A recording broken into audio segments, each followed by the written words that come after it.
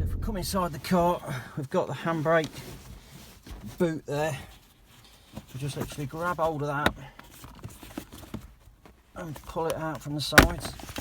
There it comes, which reveals the handbrake adjuster.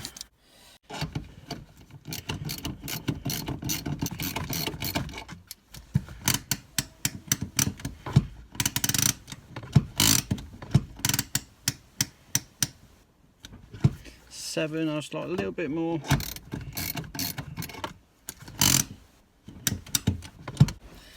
Now I've said it before, my take on handbrakes, I hate to have 3 short clicks. I don't like a handbrake that just goes click, click, click and it's up. I like a handbrake that's got plenty of movement in it and it keeps all of those adjusters from seizing up. 6 clicks, 7 clicks, I'm loving that. So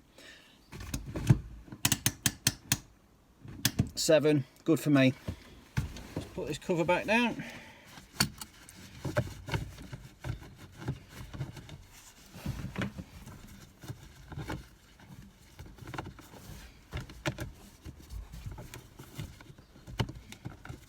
Put the front in first, back in.